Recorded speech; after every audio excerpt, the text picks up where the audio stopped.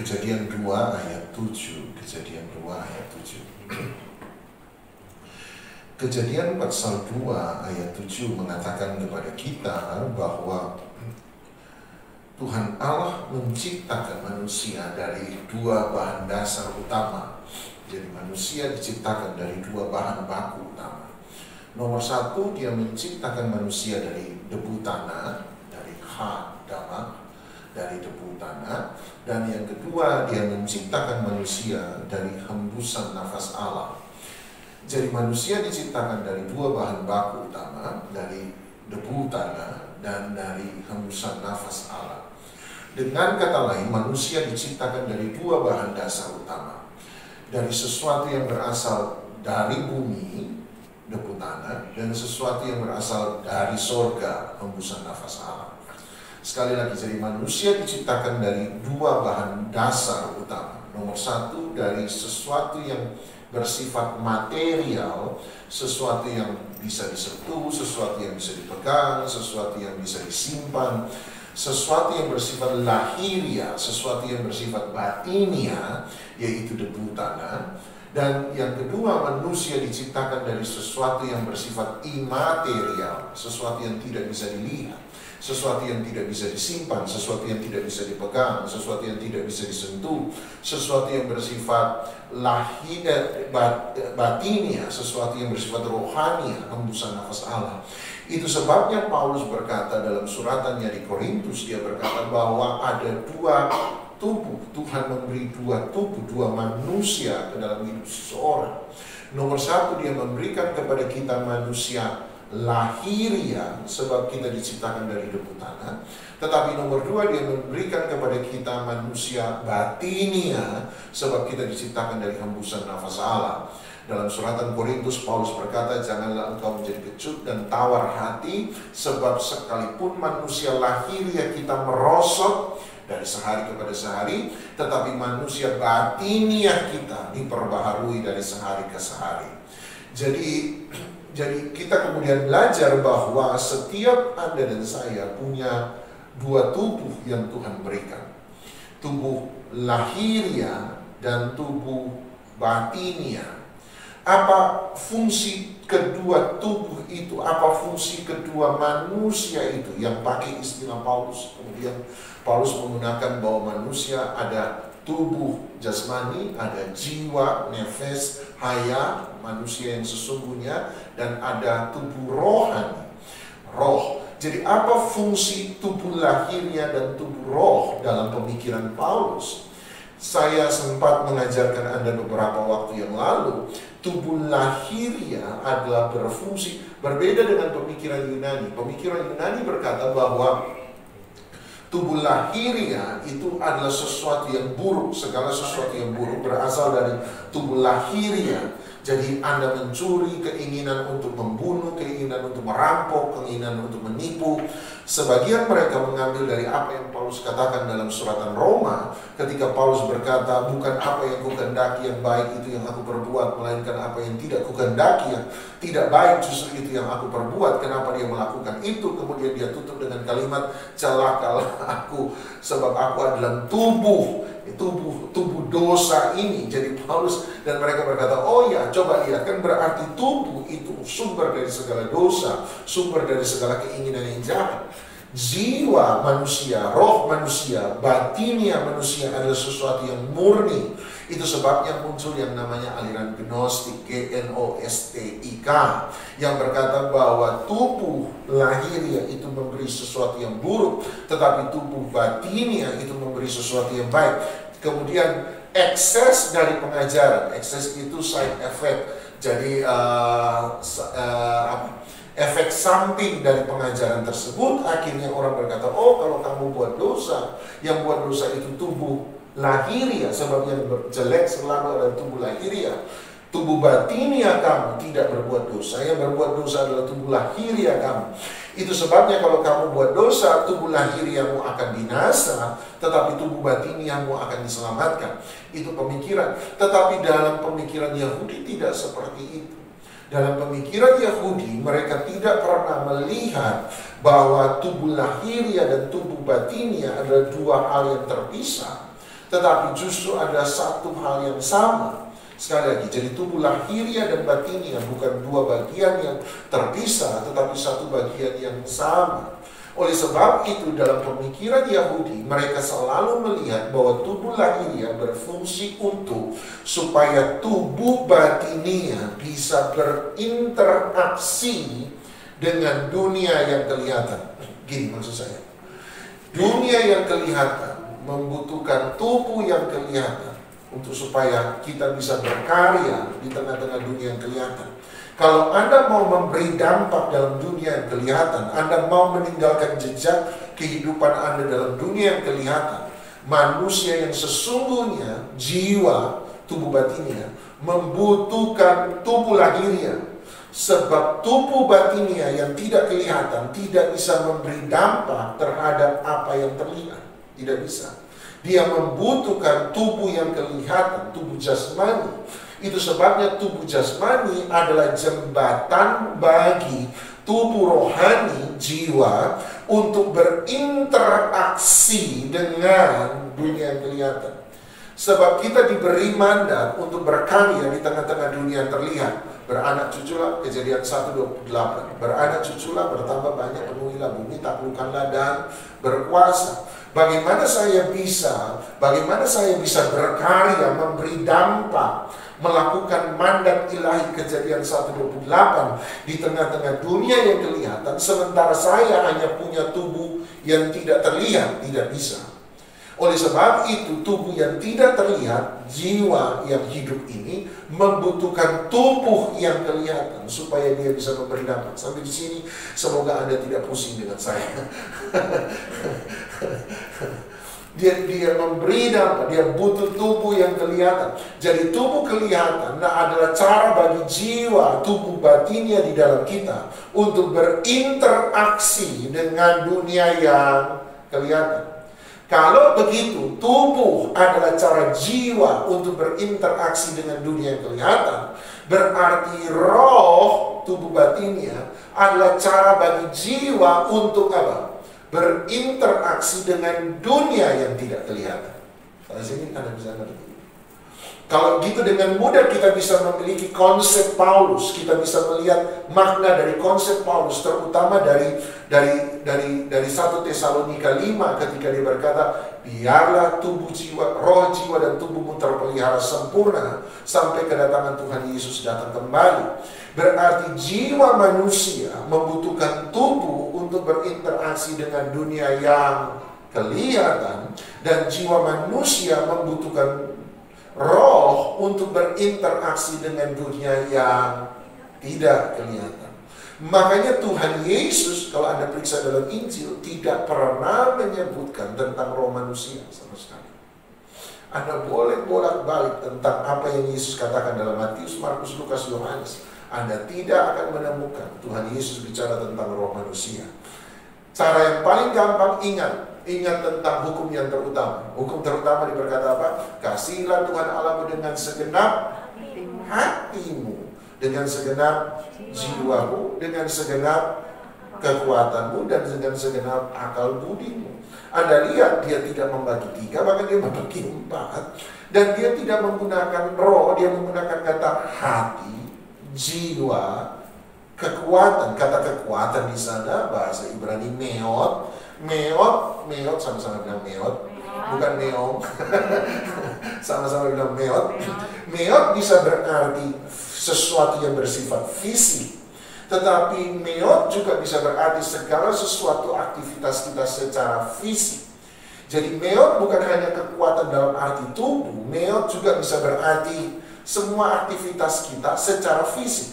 Keluarga Anda itu meot, pekerjaan Anda itu meot, persahabatan Anda itu meot, kelakuan Anda itu meot. Segala sesuatu yang kau lakukan secara fisik itu bisa dimasukkan sebagai meot. Jadi meot disebut sebagai segala sesuatu yang kamu lakukan secara fisik. Kasihilah Tuhan Allahmu bukan hanya internal personalmu, tetapi kasihilah Tuhan Allahmu dengan tindakanmu di keluargamu, tindakanmu di pekerjaanmu, itu meot. Segala aktivitasmu secara fisik, Tuhan Yesus menggunakan itu. Jadi Anda tidak akan menemukan Tuhan Yesus menggunakan kata roh manusia, pneuma. Dia tidak akan pernah untuk manusia. Dia menggunakan kata roh untuk Allah, tetapi dia tidak menggunakan kata roh untuk manusia. Hanya ada satu tempat Tuhan Yesus menggunakan kata roh untuk manusia. Kapan? Di Taman Getsemani, ketika dia berkata kepada murid-muridnya, roh memang penurut, tetapi daging lemah. Hanya itu satu-satunya Yesus menggunakan istilah roh manusia dalam seluruh Injil. Yang menariknya adalah dia menggunakan kata roh dan membandingkan kata roh dengan kata apa? Daging. Roh memang penurut, tetapi daging lemah. Dan dia menggunakan kata roh itu menunjuk dan membandingkannya dengan kata daging. Apa itu kedagingan? Apa itu kedagingan? Saya terjemahkan bagi Anda. Kedagingan adalah ketika kita mengizinkan segala sesuatu yang terjadi dalam dunia yang kelihatan untuk mempengaruhi secara langsung jiwa kita. Kapan seseorang disebut kedagingan? Bukan karena makan banyak, perut besar. Haleluya, puji Tuhan. Yes. Kapan seseorang kedagingan adalah ketika dia mengizinkan. Ingat tadi saya berkata, jiwa menggunakan tubuh jasmani untuk berinteraksi dengan dunia yang kelihatan. Tetapi kalau jiwa Anda izinkan, lihat, jiwa bukan hanya menggunakan tubuh jasmani untuk berinteraksi dengan dunia yang kelihatan, tetapi jiwa juga bisa dipengaruhi oleh dunia yang kelihatan melalui tubuh jasmani. Seharusnya tidak begitu, tetapi kenyataannya memang begitu. Seharusnya, kenapa saya berkata seharusnya tidak begitu? Sederhana. Sebab Tuhan Yesus berkata, jangan takut kepada manusia yang bisa membunuh tubuh, tetapi tidak bisa. Ada yang hafal ayat itu? Matius 10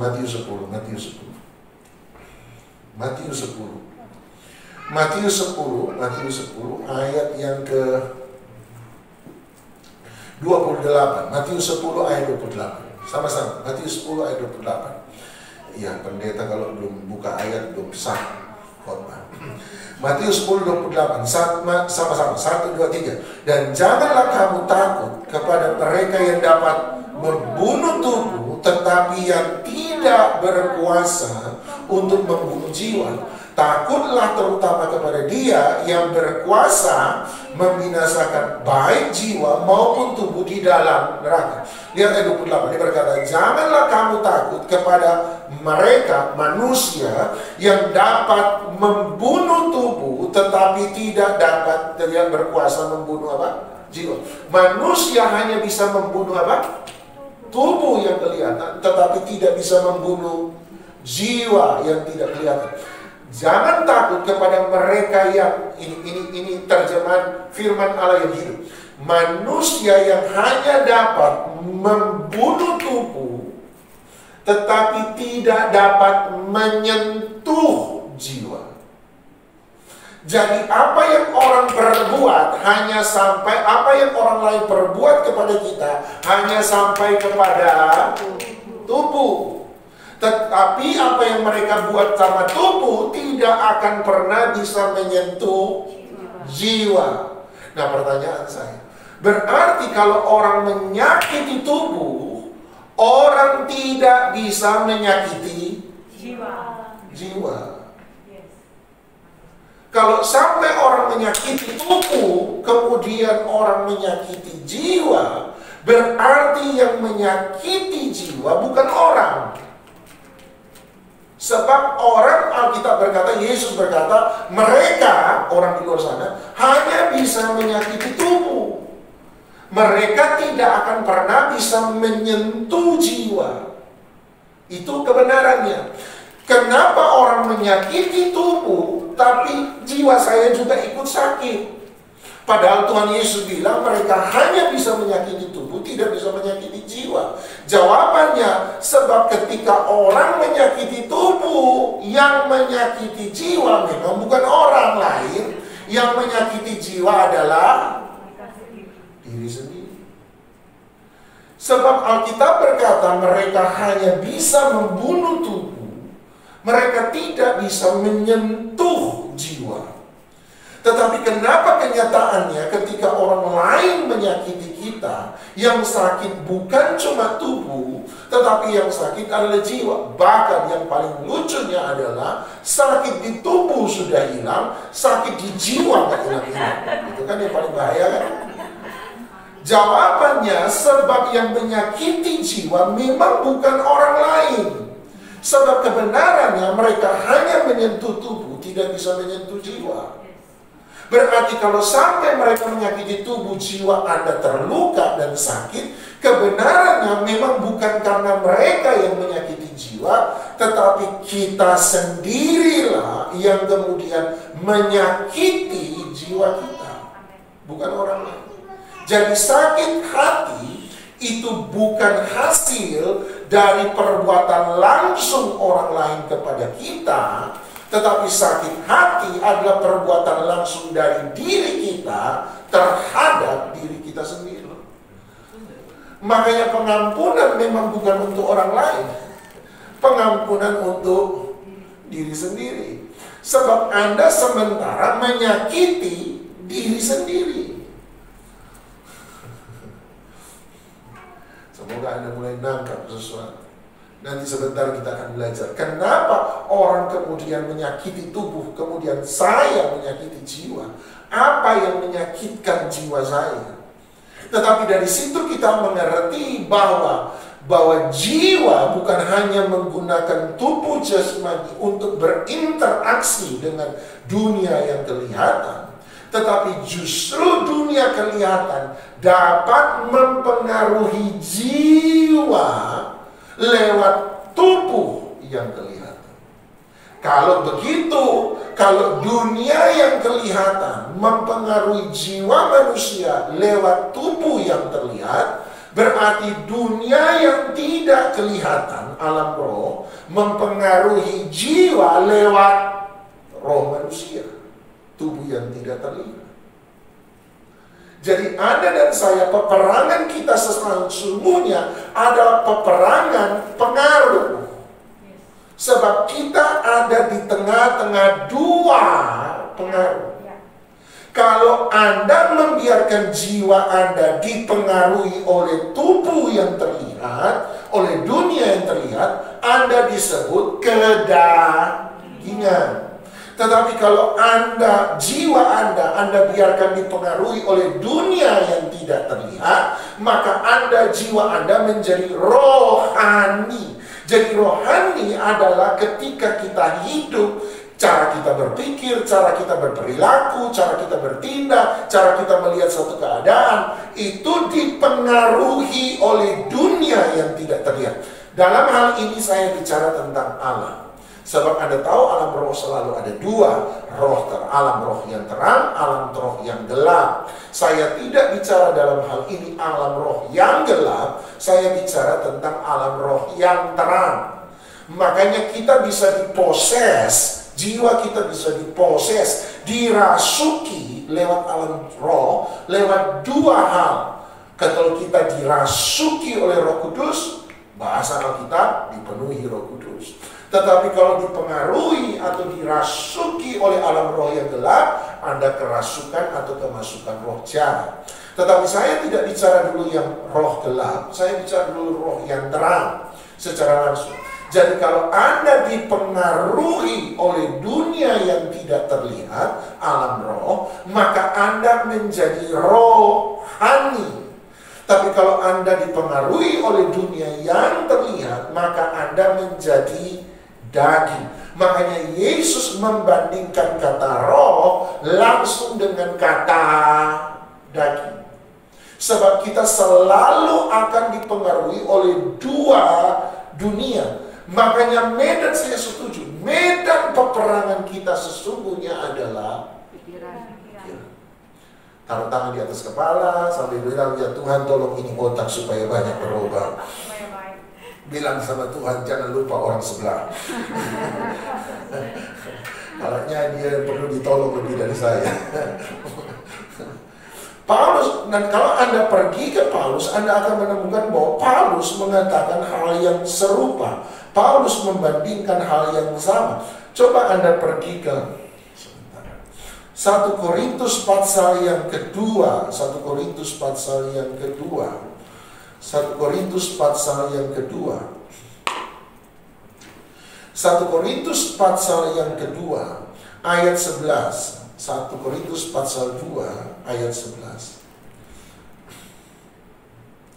1 Korintus pasal 2 ayat 11. Siapakah gerangan di antara manusia yang tahu apa yang terdapat di dalam diri manusia selain daripada roh manusia itu sendiri? Jadi tubuh batiniah manusia itu sendiri yang ada di dalam dia. Demikian pula lah, tidak ada orang yang tahu apa yang terdapat di dalam diri Allah selain daripada roh Allah itu sendiri. Kemudian ayat 12. Perhatikan. Kita tidak menerima roh dunia. Sekali lagi, ketika Paulus bicara dunia, Alkitab bicara dunia, dia bicara tentang yang kelihatan atau yang tidak kelihatan. Ketika dia bicara soal dunia, dia bicara soal yang kelihatan atau yang tidak kelihatan. Yang kelihatan. Terima kasih Bu Esther jawab, yang lain ampunilah mereka yang tidak. Gak ada yang jawab. Sampai sini dulu ada pertanyaan. Daripada saya lanjut, Anda bingung. Saya bingung, Anda bingung. Ada pertanyaan sampai di sini. Yakin dilanjutkan. Yakin. Jadi dia berkata, kita tidak menerima roh dunia yang kelihatan, tetapi roh yang berasal dari Allah, berarti dari dunia yang tidak kelihatan. Supaya kita tahu apa yang dikaruniakan Allah kepada kita. Nah, pertanyaannya, apa yang dikaruniakan Allah kepada kita? Ayat 13. Dan karena kami menafsirkan hal-hal rohani kepada mereka yang mempunyai roh, kami berkata tentang karunia-karunia Allah. Kembali lagi dia berkata karunia-karunia Allah. Karunia-karunia Allah dengan perkataan yang bukan sama-sama apa? Diajarkan kepada kami oleh hikmat manusia, tetapi oleh roh. Jadi dia bilang begini. Oke, ada dua pengaruh. Kamu bisa dipengaruhi oleh roh dunia ini, sesuatu yang terlihat. Dan yang kedua, kamu bisa dipengaruhi oleh roh Allah sendiri, berasal dari dunia yang tidak kelihatan. Kemudian ayat 12 dia berkata, dengan demikian kita ini tahu apa yang dikaruniakan Allah kepada kita. Kamu harus menerima, kamu harus dipengaruhi oleh roh Allah, dunia yang tidak kelihatan, supaya kamu tahu apa yang diberikan, dikaruniakan Allah kepada kita. Pertanyaannya adalah, apa yang Allah karuniakan kepada kita? Apa yang Allah berikan kepada kita? Yang hanya kita yang cenderung kepada roh Allah mengerti. Sementara mereka yang cenderung kepada dunia tidak mengerti. Apa yang dia berikan? Ayat 13 berkata, sebab berkata-kata tentang karunia Allah, pemberian Allah, dengan perkataan yang bukan diajarkan kepada kami oleh apa? Hikmat manusia, tetapi roh. Jadi kembali lagi, ada dua dunia, dunia yang kelihatan, dunia yang tidak kelihatan. Karena kita punya dua manusia, manusia yang kelihatan dan manusia yang tidak kelihatan. Dan lewat dua dunia ini kita dipengaruhi. Apa bentuk pengaruh dari dunia ini? Ayat 13 berkata, hikmat manusia dan hikmat roh. Selalu dia akan membagi dua. Sebab itu konsep pemikiran Paulus menurut saya.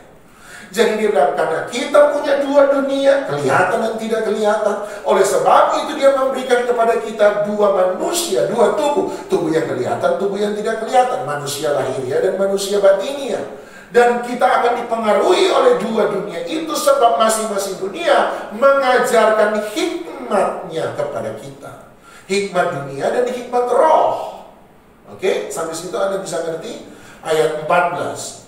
Tetapi manusia duniawi tidak menerima apa yang berasal dari roh Allah. Kapan kita disebut duniawi?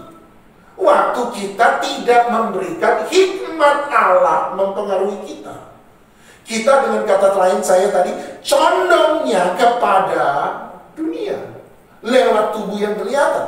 Ketika semua yang terlihat kita izinkan mempengaruhi cara berpikir kita, cara kita merasa, cara kita bertindak, cara kita berperilaku, cara kita punya prinsip, maka kita menjadi duniawi. Kita menjadi daging. Sampai sini Anda.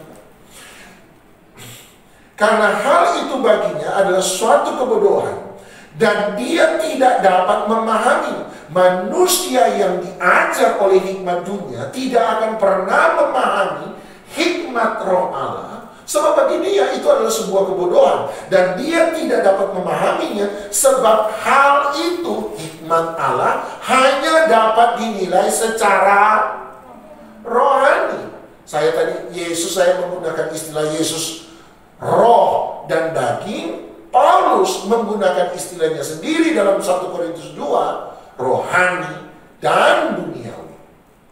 Itu istilah Paulus. Makanya ayat 15, tetapi manusia rohani menilai segala sesuatu, tetapi dia sendiri tidak dinilai oleh orang lain. Ayat 15 ini menjadi kebingungan bagi banyak orang. Ini tafsiran saya, menurut saya 1 Korintus 2:15. Anda terima puji Tuhan, Anda setuju puji Tuhan, Anda tidak setuju, biarlah kita tetap bersaudara dalam Tuhan Yesus Kristus. Haleluya. Ini artinya manusia rohani, manusia yang diajar oleh hikmat Allah, manusia yang dipengaruhi oleh hikmat Allah, dapat menilai segala sesuatu. Berarti dia dapat menilai manusia dunia. Sebab kalau Anda diajar oleh hikmat Allah, maka Anda belajar mengerti mengapa orang lain melakukan sesuatu. Kenapa dia sakit hati? Oh, dia pernah dulu ngalami kepahitan sama orang lain. Kenapa dia marah-marah? Oh, dulu dia pernah dibuang. Kenapa dia cari itu? Oh, gampang. Kenapa sih dia tega lihat orang lain menderita? Oh, gampang. Sebab bagi dia miskin itu penderitaan neraka. Makanya dia harus kaya apapun caranya. Apakah dia bunuh orang, dia buat jahat sama orang, yang penting dia kaya. Manusia rohani bisa mengerti dan menilai segala sesuatu. Sebab dia mengerti, sebab kita sebelum jadi manusia rohani, kita lebih dahulu jadi manusia apa tadi? Duniawi. Sebab sebelum kita diselamatkan, kita ada dalam sistem dunia. Sama-sama bilang sistem dunia. Sistem dunia adalah cara dunia beroperasi, cara dunia bekerja, cara orang dalam keluarga bertindak, cara orang dalam ekonomi melakukan sesuatu. We know why people do what people do. Kita belajar tahu kenapa orang melakukan apa yang orang lain lakukan. Kita belajar tahu, kenapa sih saya ini ngotot kepingin kaya? Kenapa? Oh iya, sebab kalau kamu nggak ada kamu bukan di atas, maka kamu akan diinjak orang. Oleh sebab itu saya harus jadi yang paling pintar, supaya saya ada di atas semua orang lain. Kalau kamu tidak bisa jadi paling pintar, jadilah yang paling kaya, supaya kamu ada di atas orang lain. Oh, kalau kamu nggak bisa pintar dan bisa kaya, maka kamu harus jadi yang paling cantik, supaya kamu ada di atas orang lain. Kamu nggak bisa jadi pintar, nggak bisa paling cantik, nggak bisa jadi paling kaya. Bagaimana cara? Jadilah orang yang paling kejam, supaya kamu ada di atas orang lain. Anda nangkap maksud saya? Sebab dunia hanya menghargai mereka yang ada di atas. Dan waktu Anda lihat ada orang ngotot cari kerja, ada cewek ada cewek bukan jual barang tapi jual diri. Dan Anda mulai memahami kenapa dia melakukan itu. Sebab dunia di mana kita tinggal adalah dunia yang hanya menghargai mereka yang ada di atas. Orang yang paling pintar, orang yang paling cantik, orang yang paling ganteng, orang yang paling kaya, orang yang paling percaya diri, orang yang paling jahat. Sebab kita hanya bisa menghargai mereka yang ada di atas. Tetapi ketika kita tidak masuk dalam ambisi, kenapa sih kamu cantik tetapi tidak merasa kecantikanmu sebagai sesuatu yang harus kamu jual kepada semua orang? Mereka yang di dunia bingung. Kenapa yang rohani tidak melakukan itu? Yang bisa menilai itu hanya manusia rohani. Manusia duniawi tidak bisa menilai kenapa susah masih tolong orang. Mereka tidak ngerti. Kenapa doa tidak dijawab oleh Tuhan masih tetap doa. Mereka nggak ngerti. Bahkan kalau Anda baca Korintus, pembukaan Paulus tentang Korintus bicara soal salib sebagai sebuah kebodohan. Ketika kita mencoba merendahkan semua orang supaya saya bisa ditinggikan, tiba-tiba ada satu pribadi namanya Yesus rela mati untuk semua orang, sekalipun nyawanya binasa supaya menghidupkan semua orang. Orang dunia membunuh semua orang supaya bisa menyelamatkan dirinya sendiri. Tiba-tiba Yesus mengajarkan rela dibunuh oleh semua orang supaya dia bisa menyelamatkan semua orang. Dan orang duniawi melihat apa yang Yesus lakukan, mereka bingung. Sebab yang duniawi tidak bisa menilai yang rohani. Kenapa? Sebab hikmat yang rohani berasal dari dunia yang berbeda daripada hikmat orang duniawi. Sampai sini ada nangkap? Ada dua manusia yang kelihatan tidak kelihatan. Sebab kita hidup dalam dua dunia yang kelihatan dan tidak kelihatan. Oleh sebab itu masing-masing dunia memberikan pengaruh kepada kita, rohani dan jasmani, duniawi, daging. Sebab masing-masing mempengaruhi kita lewat hikmat yang mereka coba ajarkan. Artinya semua sistem dunia, aturan cara dunia bekerja, itu selalu ada otak di balik itu semua. Cara berpikir. Dan cara berpikir dunia berasal dari satu pribadi, yaitu setan sebagai penguasa dunia ini. Sementara ketika kita melihat dunia yang tidak kelihatan, dunianya Allah, di balik sistemnya Allah, keteraturan Allah, protokolernya Allah, ada satu pemikiran yang dia coba transfer kepada kita. Dan penguasa dari dunia yang tidak kelihatan, surga adalah Allah itu sendiri. Jadi ada dua pikiran. Sama-sama bilang pikiran. Dunia yang kelihatan, dunia yang tidak kelihatan. Hikmat yang duniawi, hikmat dari roh Allah. Dan hikmat itu bicara tentang pikiran yang duniawi dan pikiran Allah.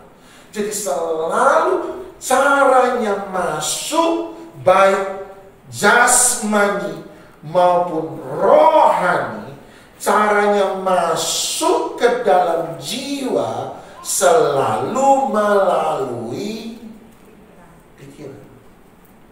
Waktu saya sentuh diri saya, sebenarnya waktu saya sentuh ini, saya tidak sementara sentuh saya. Yang saya sentuh adalah baju yang saya pakai. Setuju? Karena tubuh saya dibungkus oleh baju yang saya pakai. Sama, jiwa itu dibungkus, pakai istilah saya, oleh baju dari jiwa itu sendiri, yaitu pikiran. Kalau Tuhan mau mengajar jiwa saya, maka Tuhan harus mengajar lewat pikiran saya. Kalau dunia mau mengajar saya, maka dunia harus masuk lewat pikiran saya. Makanya tadi, mereka bisa membunuh tubuh, tetapi tidak bisa menyentuh jiwa. Kenapa orang menyakiti tubuh, kemudian jiwa saya sakit? Sebab yang menyakiti jiwa bukan mereka, yang menyakiti jiwa adalah diri sendiri. Diri yang mana yang sementara menyakiti jiwa saya? Pikiran saya. Saya menyiksa jiwa saya lewat pikiran saya sendiri. Makanya Roma 12 ayat 2 bilang, berubahlah oleh pembaharuan pikiran. Jangan menjadi serupa dengan dunia, sama-sama bilang duniawi, sama-sama bilang manusiawi, sama-sama bilang daging. Jangan menjadi sama dengan dunia, artinya jangan jadi daging, jangan jadi duniawi, jangan jadi manusiawi, tetapi berubahlah oleh pembaharuan pikiranmu, supaya kamu mengerti the will of God. Pikiran Allah, kalau Anda baca 1 Korintus 2 ayat 14, Kemudian dia berkata, dia mengajukan pertanyaan yang dia ajukan di ayat 11, yang sudah dia jawab di ayat 11. Kali ini dia ulang. 1 Korintus 2 ayat 16, dia mengulang statementnya di ayat 11, tetapi dia robah. Dia bilang begini, sebab siapakah yang mengetahui pikiran Tuhan sehingga dia dapat menasihati dia. Tetapi kami memiliki apa? The mind of Christ. Pikiran bicara pada pikiran. Pikiran roh harus bicara pada pikiran jiwa. Pikiran dunia harus bicara lewat pikiran. Pikiran Anda adalah pintu gerbang terhadap jiwa Anda. Bahkan saya bisa bilang begini, where is your mind, there is your soul. Di mana pikiranmu, disitulah jiwa. Anda boleh ada di sini, pikiran Anda di rumah. Anda lihat saya sambil mantuk-mantuk begini atau oh ya amin amin amin. Tapi pikiran Anda terus Anda balik ke rumah, terus balik ke rumah, atau sebentar mau ketemu dia makan di mana, makan di situ, oh mau makan di situ, setelah dari situ saya mau kemana. Pikiran Anda kemudian ada di tempat lain. Walaupun tubuh Anda ada di sini, kalau pikiran Anda di tempat lain, maka saya berkata, tubuh di sini, jiwamu tidak di sini. Sebab where is your soul, where is your mind, where is your soul. Coba dilihat. Tidak apa-apa. Pikiran Anda menentukan jiwa Anda. Pikiran Anda menentukan jiwa Anda. Itu sebabnya peristiwa boleh sudah berlalu, tetapi selama Anda terus memikirkan peristiwa yang lalu secara matriks kuantum, saya bingung ya. Anda ini jamnya TikTok, jamnya jalan, tapi hidup Anda hidup di masa lalu. Sebab where is your mind, there is your soul. Kita boleh menua dengan waktu, tetapi kalau pikiran kita tetap ada di peristiwa masa lalu, maka sesungguhnya hidup Anda tidak pernah bergerak maju. Where is your mind, there is your soul. Mana jiwa, pikiran Anda, disitulah jiwa Anda. Makanya kalau Anda, berarti saya boleh hidup hari ini, tetapi dengan keadaan masa lalu, kalau pikiran Anda selalu mengingat yang lampau. Tapi Anda boleh hidup berarti hari ini, tetapi Anda bisa menikmati masa depan dengan cara pikiran Anda dibukakan kepada satu visi masa depan. Makanya Tuhan bilang sama Abraham, sepanjang kamu bisa memandang, if you can see it, I will give it to you. Kalau engkau bisa melihat, sama-sama bilang visi. Jadi Anda lihat masa depan, your mind, pikiran Anda sudah di masa depan. Kalau engkau bisa punya visi yang Tuhan beri untuk masa depan, I will give it to you. Saya akan memberikan kepadamu. Salah satu nama Allah adalah Yehovah Jireh. Yehovah Jireh. Jireh berarti provider. Provider, kata provider, penyedia, berasal dari provisi. Sama-sama bilang provisi. Pro berarti in support of. Untuk menanggung, untuk menyelesaikan, untuk menggenapkan, untuk mendapatkan. In support of, untuk disupport. Apa yang disupport? Visi. Berarti Tuhan mensupport, menanggung, Tuhan bertanggung jawab untuk menyelesaikan visi yang Dia berikan. Sampai sini setuju? Berarti kalau Anda bisa melihat visi yang Tuhan berikan, maka Tuhan akan sama-sama dengan support. Tuhan tidak akan mensupport kalau Anda belum punya. Kalau Anda belum melihat, maka Tuhan belum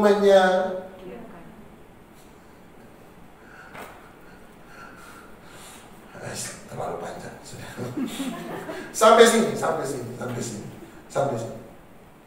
sini ada pertanyaan. Kita hidup dalam, Tuhan memberikan kita dua tubuh, sebab manusia akan hidup dalam dua alam, dua dunia. Yang kelihatan tidak kelihatan, itu sebabnya dia memberi tubuh yang kelihatan, tubuh yang tidak kelihatan. Masing-masing tubuh adalah cara jiwa untuk berinteraksi dengan dua dunia itu. Tetapi bukan hanya cara jiwa untuk berkarya pada dua dunia ini, tetapi juga jiwa akan dipengaruhi oleh dua dunia ini lewat dua tubuh ini. Oke?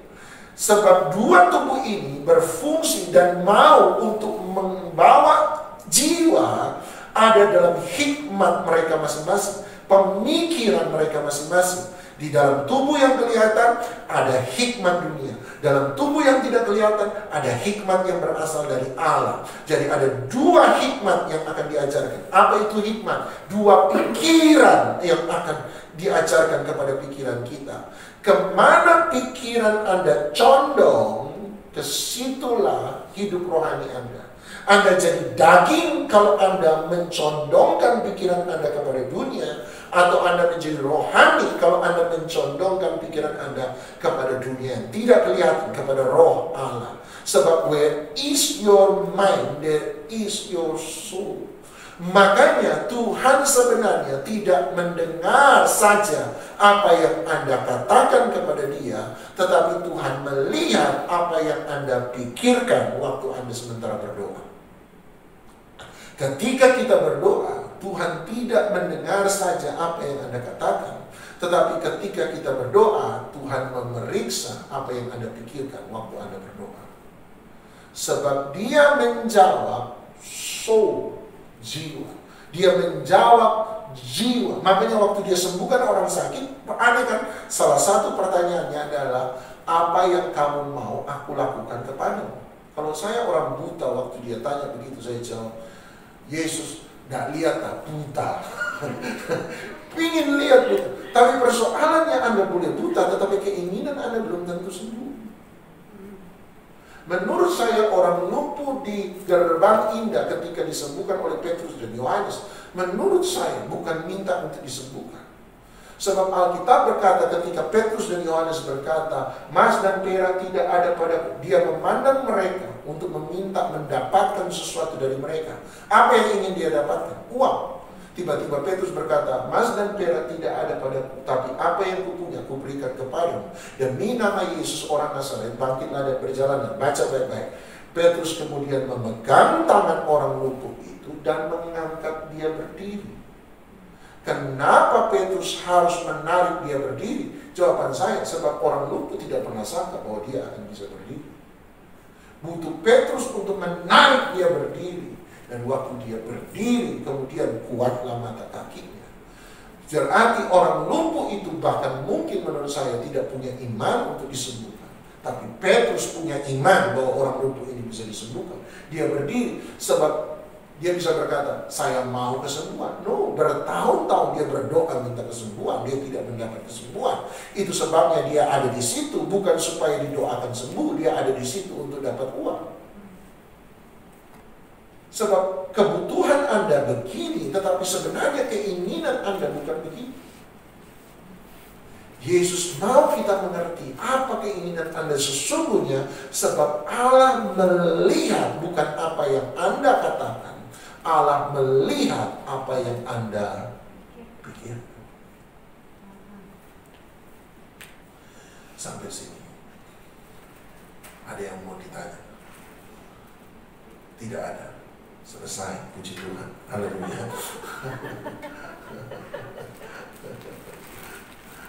Mau dilanjut atau masuk tanya jawab?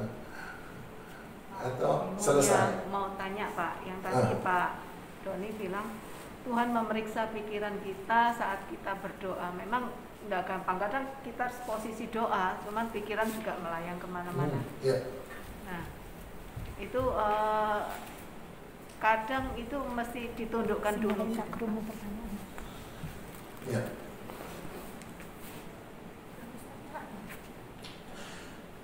Saya percaya bahwa ketika kita berdoa, memang untuk benar-benar berdoa 1 jam, setengah jam, itu tidak pernah mudah. Sebab bagi kita yang mau jujur, kita jujur terbuka. Waktu kita mulai berdoa, 5 menit pertama kita masih bisa menguasai pikiran. Tetapi setelah 5 menit kedua, mulai memasuki 5 kedua, ini pikiran kan mulai jalan. Kalau mau jujur, ini pikiran ini paling susah, pakai istilah Bu Esther tadi, ditundukkan. Memang paling sukar untuk ditundukkan. Sangat sukar untuk ditundukkan. Menurut saya sebab pikiran kita tidak punya kemampuan untuk berfokus dalam waktu yang lama. Dan cara untuk supaya bisa ditundukkan adalah kita harus belajar berfokus. Kita harus belajar berfokus. Salah satu cara berfokus menurut saya adalah terus-menerus kita harus mengkalibrasi, menarik ulang pikiran kita. Saya setuju. Waktu Anda sementara berdoa, ya Tuhan tolong, Tuhan tolong, Tuhan tolong, Tuhan tolong saya, Tuhan tolong berkati saya, Tuhan tolong saya. Kemudian tiba-tiba handphone bunyi kayak tadi saya, maka lupa dimatikan. Anda pakai mode getar, kemudian teror gitu kan. Tanpa sadar waktu sementara berdoa kok terus kan, pikiran kita kemudian ada apa, siapa yang telepon pagi-pagi begini, atau ada apa, ada pentingkah, ada perlukah. Dalam waktu sekejap, maka menurut saya sama. Where is your mind, there is your soul. Berarti jiwa kita tidak lagi pada doa, jiwa kita ada pada handphone kita yang berbunyi. Oleh sebab itu, bagaimana untuk memfokuskan pikiran kita, menurut saya ada beberapa tips dan triks yang Anda bisa pakai.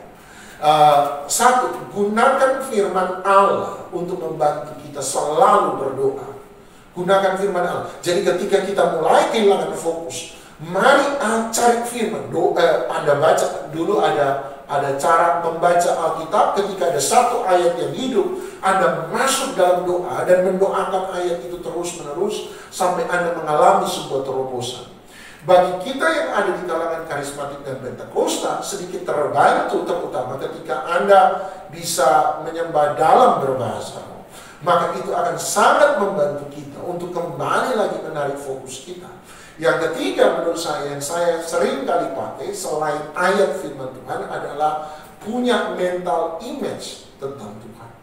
Jadi saya belajar berimajinasi, membangun imajinasi saya tentang Tuhan. Tadi saya pakai istilah visi.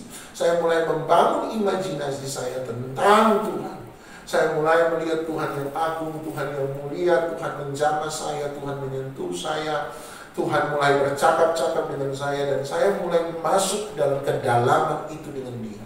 Ketika saya berhenti memikirkan Dia, maka biasanya fokus saya kemudian akan menjadi goyah. Dan saya akan kembali lagi cari image Tuhan. Sebab Paulus berkata, Tuhan sanggup melakukan lebih daripada yang kita doakan dan pikirkan. Kata pikirkan di sana, menariknya menggunakan kata imajinasi. Image. Lebih daripada yang kita imajinasikan. Jadi belajar untuk melihat.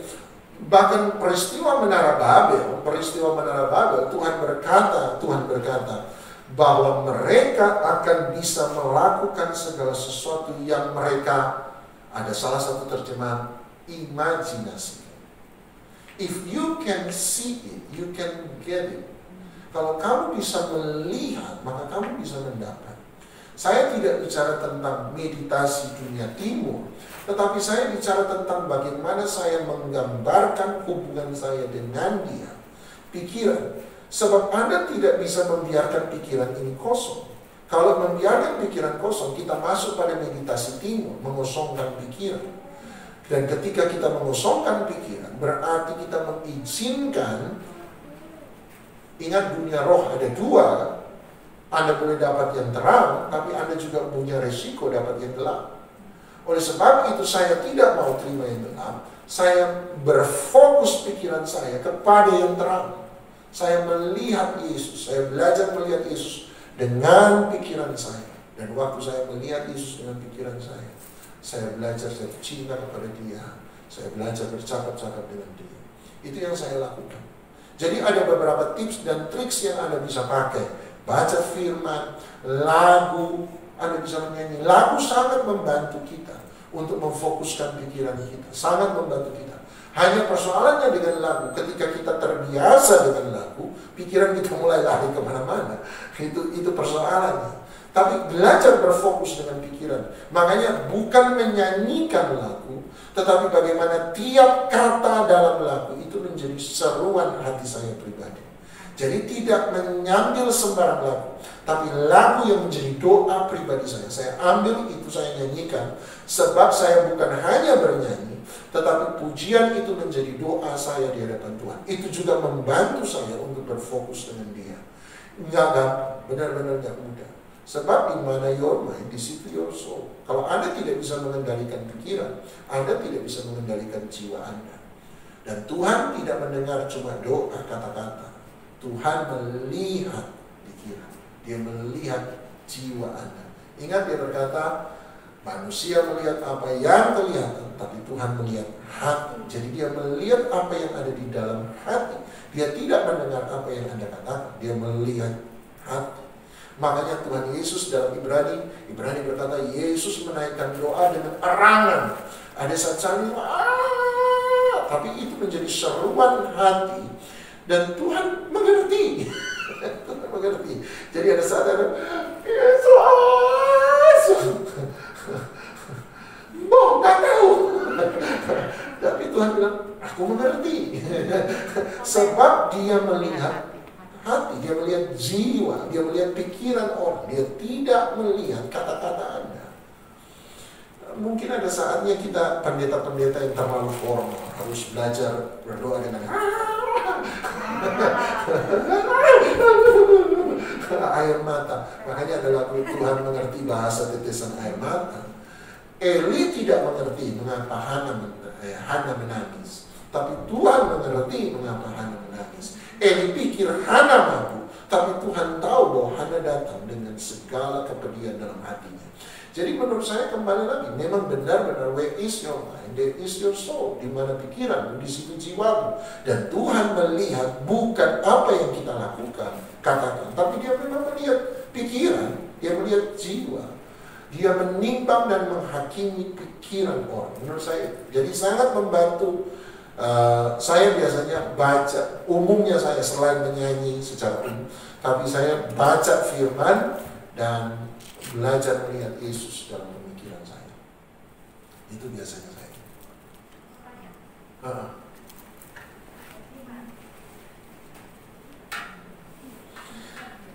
Hanya demi recording supaya kedengaran. Ya, saya Pak Doni. Ya.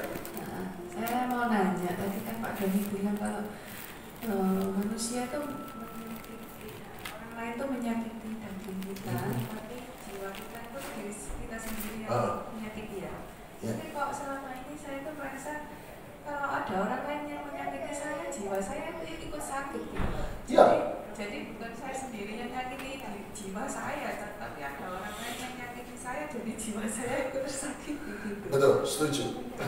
Saya berkata tadi bahwa jiwa bukan hanya menggunakan tubuh untuk berinteraksi dengan dunia yang kelihatan, tetapi jiwa bisa dipengaruhi oleh dunia yang kelihatan lewat tubuh saya.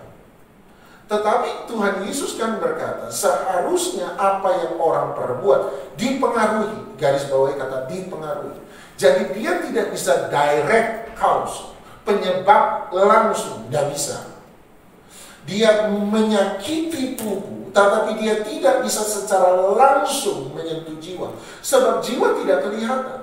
Sama seperti jiwa yang tidak kelihatan tidak bisa mempengaruhi sesuatu yang kelihatan, maka yang sesuatu yang kelihatan juga tidak bisa langsung mempengaruhi yang tidak kelihatan. Buat saya sementara sama, dianggap sama saja.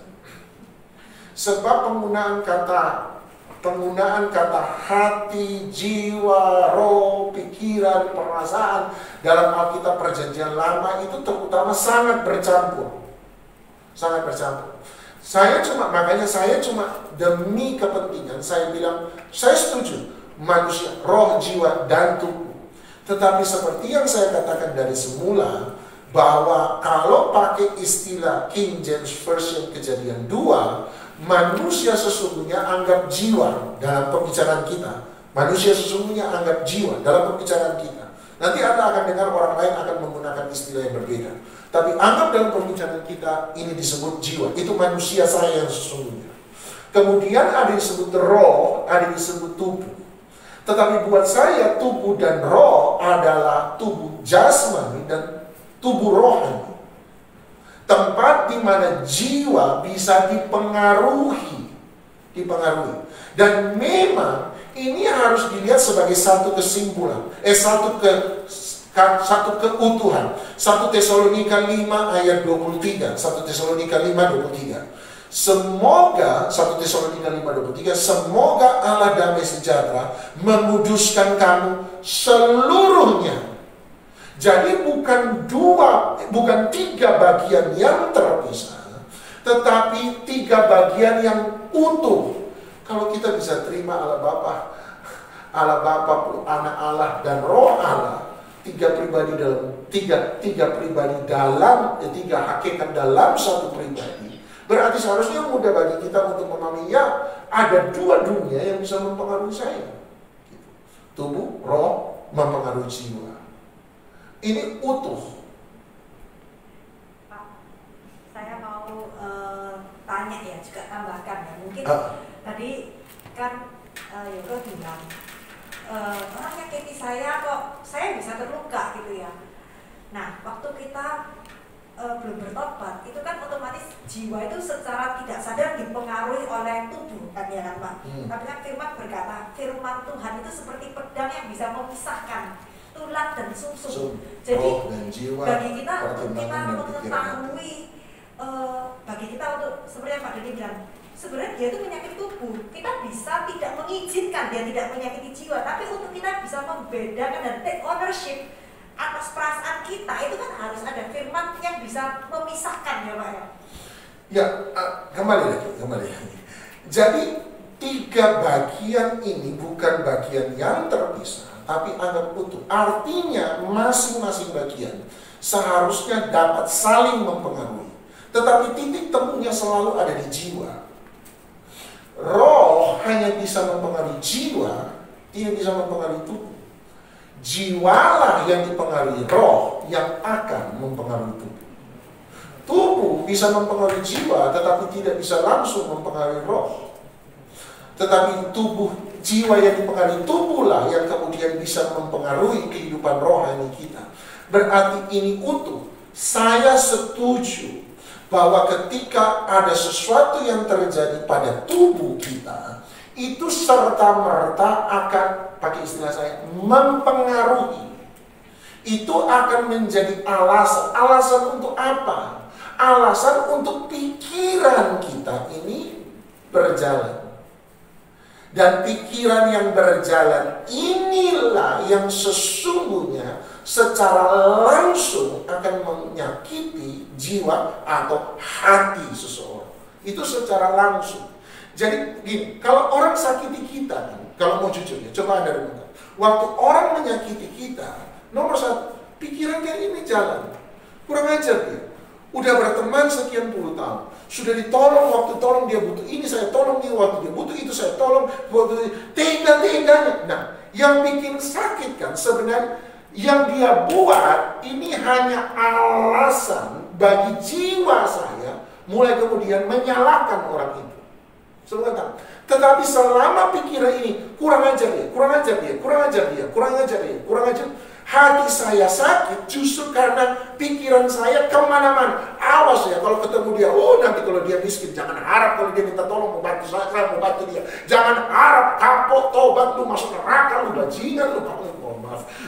Semua kata-kata. Kemudian Anda mulai maki-maki. Pikiran inilah yang mulai jalan. jalan. Kalau pikiran ini diteruskan dan di-entertain, diizinkan, maka akibat dari pikiran ini dibiarkan, hati kita tambah sakit, tambah sakit, tambah sakit, tambah sakit. Sampai kapan hati saya berhenti sakit? Saya harus mengintercept, harus menahan pikiran ini dan berkata, stop. Bagaimana saya bisa stop pikiran ini? Anda hanya bisa mengganti pikiran yang jahat dengan pikiran yang baik. Oleh sebab itu ketika kita disakiti, pikirannya kurang ajar, udah ditolong, udah dibantu dulu, teman sekian lama, dulu saya sudah traktir ini, waktu anak saya nikah saya tolong ini, dia boleh, jadi Anda sudah ngomong, tiba-tiba Anda berkata, arahkan jiwa Anda bukan pada peristiwa itu, tubuh jasmani, arahkan pikiran jiwa Anda kepada tubuh rohani. Disitulah kita kemudian menemukan healing dan kesembuhan. Ada apa di tubuh rohani? Tadi berkata hikmat Allah. Apa yang dimaksud dengan hikmat Allah? Pikiran Kristus. Berarti kan ini pikiran manusia diganti dengan pikiran Kristus. Itulah cara kita mengintercept. Sebab ya, dan Anda akan temukan selama kita, makanya kalau saya tanya, dari mana orang tanya? Dari mana saya tahu bahwa saya masih sakit hati sama orang itu? Saya bilang gampang. Waktu Anda ketemu dia di mall, kemudian Anda buang muka mau cari jalan lain, berarti Anda masih sakit hati sama dia. Dari mana saya tahu bahwa saya masih sakit hati sama dia? Waktu orang lain lagi ngomongin dia, tiba-tiba Anda salah dan Anda berkata, oh dia, anaknya si ini, suaminya ini, oh kurang ajar, penipu memang dia. Berarti Anda masih sakit hati sama dia. Atau ketika Anda lagi diam, tiba-tiba Anda mengingat peristiwa itu. Rasa marah, benci dan sebagainya, rasa takut, rasa sedih, rasa malu itu muncul dalam hidup Anda. Berarti Anda masih punya kepahitan dengan orang itu. Apa yang coba saya ambil dari itu semua? Saya hanya mengambil dari pikiran. Coba dari itu. Saya cuma ambil dari pikiran. Selama pikiran Anda pada orang itu masih penuh dengan kebencian, saya akan jawab, ya Anda masih kepahitan sama orang itu. Sebab itulah tandanya Anda belum bisa mengintercept. Yang Anda coba lakukan, udahlah, sudah lupakan saja. Makanya orang bilang forgive is to forget. Forgive is not forget. Forgive is forgiving what is unforgetness. Mengampuni justru mengampuni apa yang tidak bisa saya lupakan. Artinya sekalipun saya masih ingat, tetapi hati saya tidak lagi bergejolak karena ingatan itu. Kalau hati saya masih bergejolak, pikiran saya masih bergejolak dengan ingatan itu, berarti Anda belum selesai dengan itu. Anda tahu bahwa ketika hal yang jasmani, sama-sama dalam pikiran, menyentuh jiwa kita lewat pikiran, maka lewat pikiran, hal-hal jasmani selalu akan merambah dua hal dalam pikiran kita. Pikiran sadar dan bawah sadar. Pikiran sadar, Anda ingat peristiwa itu. Pikiran bawah sadar, peristiwa itu sudah selesai, peristiwa itu sudah berlalu, Anda pikir sudah tidak ada apa-apa. Tetapi karena peristiwa itu dulunya begitu membuat Anda trauma, sehingga tanpa sadar walaupun peristiwa itu selesai, di alam bawah sadar Anda sebenarnya masih ada rasa sakit yang sama. Anak kecil usia 7 tahun ke bawah, kalau mengalami trauma yang begitu berat, maka otak akan memutus salah satu urat saraf. Diputus. Kenapa otak memutus salah satu saraf memori waktu anak masih kecil? Sebab anak yang kecil tidak mampu menerima trauma yang besar. Cara untuk menyelamatkan orang itu, otak secara sengaja akan memutus salah satu saraf. Supaya anak itu tidak lagi perlu mengingat apa yang dia alami hari itu. Jadi ada peristiwa-peristiwa di mana anak kecil mengalami shock memory. hilangnya short memory. Peristiwa kehilangan orang tua, saking trauma, saking stres, saking kolaps. Waktu dia kolaps, waktu dia bangun, ada apa? Dia lupa. Sebab otak memutus sarafnya. Kenapa? Sebab trauma yang terlalu besar, jiwanya tidak sanggup untuk menampung. Maka cara menyelamatkan diputus saraf. Sampai dia besar, baru kemudian dia harus berurusan untuk menyelesaikan masalah itu. Tapi pertanyaannya, apakah masalah itu tidak ada? Tetap ada. Hanya otak memutuskan untuk tidak mengingat masalah tersebut. Itu yang terjadi.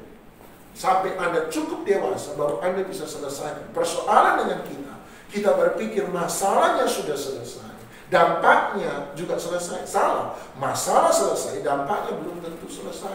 Sebab masih ada pikiran-pikiran kita, baik sadar maupun di bawah sadar. Yang berbahaya dari gigitan ular bukan luka karena gigitan ular. Yang berbahaya dari gigitan ular adalah racun yang menyertai gigitan ular tersebut. Sama, yang berbahaya dari sebuah masalah bukan masalah itu sendiri. Yang berbahaya dari sebuah masalah adalah racun yang menyertai masalah itu sendiri. Kita berurusan dengan masalah, kita tidak berurusan dengan racun. Makanya kita menyimpannya di alam bawah sadar. Itu yang salah. Jadi buat saya, caranya adalah mengintercept. Saya harus belajar firman Tuhan untuk tahu, bagaimana bukan hanya tadi memilah, oh ini tidak benar, ini benar. Tetapi dari situ kita belajar untuk menangkis dan menyerang setiap persoalan yang ada. Saya belajar tidak lagi cenderung pada yang kelihatan, tapi saya condong dan cenderung pada yang tidak kelihatan. Itu solusi satu-satunya menurut saya. Semoga saya tidak salah tembak. Benar? Tidak apa-apa kalau masih. Oke, sudah. Thank you. Gak ada. Puji Tuhan, haleluya. Pak, jadi tadi Pak Doni bilang kan kalau yang menyakiti tubuh tidak bisa menyakiti jiwa. Jadi kalau dibalik, kalau kita mau menyenangkan jiwa berarti tidak perlu dengan menyenangkan tubuh gitu ya Pak ya? Iya, itu yang lalu saya sempat ajar bahwa Lukas 12 kisah tentang orang kaya yang bodoh. Saya pakai istilahnya Derek Prince. Derek Prince berkata, kalau kebutuhan tubuh dipenuhi, kepuasan tubuh mengalami kepuasan, maka bentuk dari kepuasan tubuh namanya kesenangan. Kalau kebutuhan jiwa dipenuhi, maka jiwa mengalami kepuasan dan bentuk dari kepuasan tubuh, jiwa namanya kebahagiaan. Itu istilahnya Derek Prince. Kalau kebutuhan roh dipenuhi, maka roh mengalami kepuasan, maka kepuasan roh namanya sukacita. Tubuh mengalami kesenangan, jiwa mengalami kebahagiaan, roh mengalami sukacita. Jadi kalau kita bicara soal sukacita, kita tidak mungkin bicara soal tubuh, kita akan bicara soal roh. Sama, dalam Lukas 12, orang kaya yang bodoh mencoba berpikir bahwa kalau dia menyenangkan tubuh, maka dia membahagiakan jiwa. Padahal menyenangkan tubuh tidak sama dengan membahagiakan jiwa. Tubuh mengalami kesenangan karena kebutuhan tubuh terpenuhi. Lapar, diberi makan, tubuh senang. Anda makan di restoran mewah, tubuh tambah senang. Jiwa tidak tambah bahagia. Makan di restoran mewah, jiwa tidak tambah bahagia. Daripada dimakan di rumah sama makan di restoran, jiwa tidak akan tambah bahagia. Tubuhlah yang tambah senang. Makan di hotel bintang 5, jiwa pun tidak akan bertambah bahagia. Tubuhlah yang bertambah senang. Jadi semua kebutuhan jasmani ketika terpenuhi itu memberi kesenangan, kata Derek Prince. Tetapi kalau kita bisa memenuhi kebutuhan jiwa, jiwa itu memberi kebahagiaan. Berarti kesenangan tubuh memang tidak sama dengan kebahagiaan jiwa. Tidak sama. Tidak sama. Bagaimana membahagiakan jiwa? Kemarin saya sudah ajar, saya membahagiakan jiwa. Tubuh lapar saya beri makan. Jiwa lapar saya beri makanan apa? Tubuh haus saya beri minuman. Tubuh senang. Jiwa haus saya harus beri apa? Tuhan Yesus berkata, akulah roti hidup. Roti hidup, makanan jasmani atau makanan rohani? Makanan rohani. Makanan rohani untuk tubuh yang kelihatan atau tubuh yang tidak kelihatan? Tubuh yang tidak kelihatan. Berarti apa makanan jiwa? Roti hidup. Apa itu roti hidup? Yesus berkata, Yesus Akulah roti hidup. Tapi pertanyaannya adalah, siapa Yesus? Yesus artinya dia yang menyelamatkan. Dia Allah yang menyelamatkan. Nah pertanyaannya adalah, terus kalau kita dorong, siapa dia Allah itu yang menyelamatkan? Sebab arti Yesus berarti dia yang menyelamatkan. Pertanyaannya adalah, oh iya, Yesus roti hidup, Yesus makanan jiwa. Tapi siapa Yesus? Dia yang menyelamatkan. Siapa dia yang menyelamatkan? Wahyu 19 ayat 12-13 berkata bahwa ada satu nama yang tidak pernah diketahui oleh siapapun juga kecuali oleh dirinya sendiri, yang hari ini diwahyukan kepada semua orang. Siapa nama Yesus yang sesungguhnya? Firman Allah. Jadi ketika dia berkata, apa makanan jiwa? Roti hidup. Apa itu roti hidup? Yesus. Apa itu Yesus? Sebab ada banyak orang percaya Yesus tetapi jiwa tetap hancur. Siapa itu Yesus? Dia yang menyelamatkan. Siapa dia yang menyelamatkan? Firman Allah yang hidup. Berarti apa makanan jiwa? Firman Allah yang hidup. Apa minuman jiwa? Air hidup. Siapa air hidup? Yesus. Siapa Yesus? Dia yang menyelamatkan. Siapa dia yang menyelamatkan? Firman Allah yang hidup. Pertanyaannya adalah, dari mana saya tahu saya dapat firman Allah yang hidup atau bukan? Jawaban saya nomor 1, Yohanes 4, waktu perempuan Samaria berjumpa dengan Yesus, dia berkata begini pada orang-orang kampung halamannya, mari ikutlah aku. Kenapa kami harus mengikut engkau? Berjumpa dengan satu orang. Kenapa orang itu kami harus temui? Apa pentingnya orang itu? Kemudian wanita Samaria itu berkata, sebab ketika dia berkata, dia berfirman, segala sesuatu yang aku lakukan, yang tersembunyi, dia tahu. Jadi dari mana saya tahu saya dapat firman Allah yang hidup? Semua yang tersimpan dalam jiwa Anda, hati Anda yang terdalam, dia bongkar. Tidak ada yang tersembunyi. Baru disitulah saya pakai Ibrani 4 ayat 12. Firman Allah yang hidup seperti pedang yang kuat, pedang bermata dua yang kuat, yang sanggup untuk memisahkan jiwa dan roh. Apa maksud penulis Ibrani dengan jiwa roh? Tiba-tiba berkata, seperti sumsum dan tulang-tulang. Apa itu jiwa dan roh? Sumsum dan tulang-tulang. Kemudian berkata, antara pertimbangan manusia dengan pikiran hati. Jadi ada dua perbedaan menurut saya. Pikiran dari dunia, pertimbangan dari dunia, dan pikiran dari roh, pikiran dari hati. Firman Allah lah yang bisa membedakan kedua itu. Jadi dari mana saya tahu bahwa saya dapat firman Allah yang hidup? Semua yang ada dalam hati saya dia bongkar. Semua yang Anda marah, benci, takut, kecewa, rasa bersalah, rasa malu, khawatir, kesombongan, keserakahan, dia bongkar semua. Dan di situ orang bisa hancur, menangis di hadapan Tuhan dan berkata, saya ketemu firman Allah yang hidup. Berkali-kali saya selesai khotbah, berkali-kali ada orang jabat tangan saya berkata, terima kasih Pak Doni, khotbah Pak Doni hari ini memberkati saya. Saya tanya, khotbah mana? Biasanya saya agak iseng, beberapa kali saya agak iseng tanya, khotbah mana dari saya yang memberkati Anda? Dia bilang, itu loh Pak Doni. Waktu Pak Doni tadi bilang, begini. Itu persis Pak, di hati saya persis Pak, itu yang saya butuhkan. Yang lucu adalah, waktu dia bilang, tadi Bapak bilang begini. Saya ini tahu yang saya khotbah. Dan saya tidak pernah ngomong begini, tidak pernah. Dan peristiwa ini terjadi berkali-kali sehingga saya mengambil kesimpulan, berarti waktu saya sementara khotbah, Roh Kudus ikut bicara pada dia. Sehingga dia berpikir, waktu Roh Kudus bicara, dia pikir saya yang bicara. Padahal saya tidak pernah ngomong begitu. Karena saya terbiasa, Anda tahu kan pengkhotbah keliling. Bawa satu khotbah keliling 10 tempat, masih bisa. Jadi saya hafal apa yang saya katakan.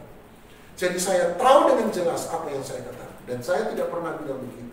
Saya percaya Roh Kudus yang bicara sama dia. Dan dia bilang, waktu Anda bilang begini, semua yang di hati saya persis Pak. Bukan saya yang ngomong gitu. Roh Kudus yang ngomong gitu. Sebab di hadapan dia tidak ada yang tersembunyi. Nomor 2, menurut saya, dari mana saya tahu firman Allah yang hidup? Saya dapat firman Allah yang hidup. Ingat wanita pendarahan 12 tahun. Saya percaya dia berjalan ke rumahnya untuk pulang, untuk mati. Kenapa saya percaya dia pulang untuk mati? Sebab Alkitab berkata 12 tahun dia sudah sakit pendarahan. Perempuan, mohon maaf, perempuan pendarahan 3 hari aja udah lemas. Nah, ini 12 tahun, jadi kemungkinan besar dia kanker rahim. Jadi 12 tahun dia pendarahan. Dia pulang untuk mati sebab semua kekayaannya sudah habis, dokter sudah angkat tangan. Tapi waktu dia pulang, Alkitab berkata dia mendengar kabar-kabar tentang Yesus. Kabar-kabar tentang Yesus. Siapa Yesus? Firman Allah yang hidup. Berarti dia mendapat firman Allah yang hidup. Dan perubahan itu terjadi. Apa itu perubahan terjadi? Imannya yang mati hidup kembali. Pengharapannya yang mati hidup kembali. Semangat yang mati hidup kembali. Masa depan yang mati hidup kembali. Jadi tanda kedua, kita punya firman Allah yang hidup adalah segala sesuatu yang hancur dalam hati kita, pengharapan, masa depan, semangat, kekuatan, damai sejahtera, sukacita, yang mati itu kembali lagi hidup. Itu buat saya artinya firman Allah yang hidup. Kalau kita tidak temukan dua tanda itu, berarti kita tidak menemukan kebutuhan bagi jiwa kita. Kita tidak akan menemukan kebutuhan bagi jiwa kita. Itu sih menurut saya. Mau dikali lagi? Saya kan biasanya kalau secara umum lah, roh itu dikasih makan firman kan gitu ngomongnya. Nah, kalau jiwa makan firman berarti roh tidak usah makan ya Pak? Roh sudah sumbernya gitu lah. Ya, justru jiwa akan berinteraksi dengan dunia yang tidak kelihatan lewat tubuh roh. Apa gini, jiwa itu bisa makan lewat firman atau lewat tubuh gitu Pak? Atau gimana ya Pak? Itu kan makanya ada istilah selalu ada 2 serigala, hitam dan putih. Anda kasih makan yang mana? Tetapi dalam perumpamaan itu saya kurang cocok sebab itu ada 2 diri yang berbeda yang perlu diberi makan. Kalau menurut saya hanya ada 1 jiwa, tetapi 2 sumber yang berbeda untuk kamu makan. Kamu kemudian bisa datang pada sumber tubuh atau kamu bisa datang pada sumber roh. Sumber roh dari firman ya. Iya, sebab roh adalah diberikan Allah supaya kita bisa berinteraksi dengan dia. Persoalan dengan orang berdosa adalah dia menutup hubungannya dengan roh. Itu persoalan orang berdosa. Dia hanya menerima feedback dari dunia yang kelihatan. Dia menerima prinsip-prinsip keputusannya berdasarkan apa yang dia lihat. Makanya susah kalau ngomong dengan orang selalu pakai standar dunia. Oh, tapi semua orang juga begini. Sudah, kalau sudah semua orang juga begini, saya cuma jawab. Kalau semua orang gila, kamu mau gila? Kalau semua orang miskin, kamu mau miskin? Kalau semua orang mau mati, kamu mau mati? Jawaban saya adalah, jangan pakai standar. Semua orang juga begitu. Nggak bisa dijadikan standar begitu. Kata semua orang kan juga nggak benar. Buktinya saya loh orang. Saya nggak mau begitu. Apakah semua orang? Kan gitu. Nggak maksud saya. Cuma susah orang kalau sudah bilang semua orang begitu. Oh, kalau sebab dia menjadikan pengalamannya sebagai satu-satunya sumber. Persoalan dengan kita adalah Tuhan Yesus memberi firman. Dia kan firman Allah. Berarti dia memberi sumber yang baru untuk kita perbandingkan. Oh, tapi masa orang diijak nggak ngelawan? Goblok dong. Persoalannya Yesus punya kemampuan untuk melawan. Yesus nggak melawan. Dia kan memberi, makanya dia memberi standar bagi kita. Dia memberi kebenaran bagi kita. Ini loh, sekarang jadi saya punya 2 pilihan. Kalau dulu saya hanya punya 1 pilihan, dunia seperti apa ya saya harus begitu. Sekarang enggak, ada kebenaran kedua dan berkata, ada sesuatu yang berbeda. Dan janji dari Yesus adalah sekalipun dia mati, dia akan bangkit kembali.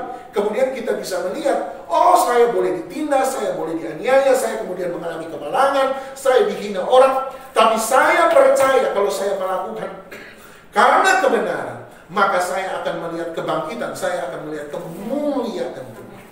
Itu yang menjadi pengharapan kita. Pengharapan akan apa? Kebangkitan bersama-sama dengan kebangkitan Kristus. Itu pengharapan kita. Bukankah itu yang Paulus katakan berkali-kali?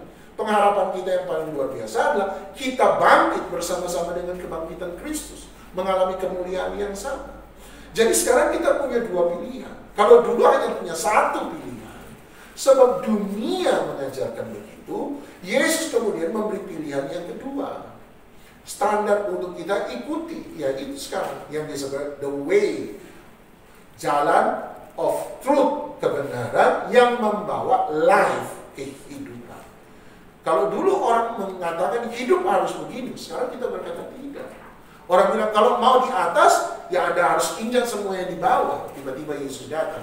Siapa yang mau terbesar? Dia harus menjadi melayan untuk semua orang.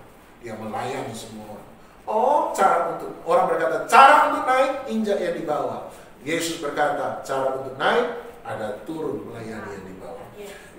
Kemudian dia membalikkan, kan? Makanya terjadi apa? Paradoks kerajaan Allah. Makanya buat saya khotbah di bukit Matius 5 sampai Matius 7, inti pengajaran Yesus justru memberi lifestyle, kehidupan yang baru, gaya hidup yang baru. Jadi mana yang kita mau pilih? Dua sumber. Makanya roh kita menjadi hidup. Kenapa menjadi hidup? Sebab melalui Kristus kita dipulihkan hubungan dengan Allah, tetapi melalui Kristus kita punya sumber kebenaran yang baru.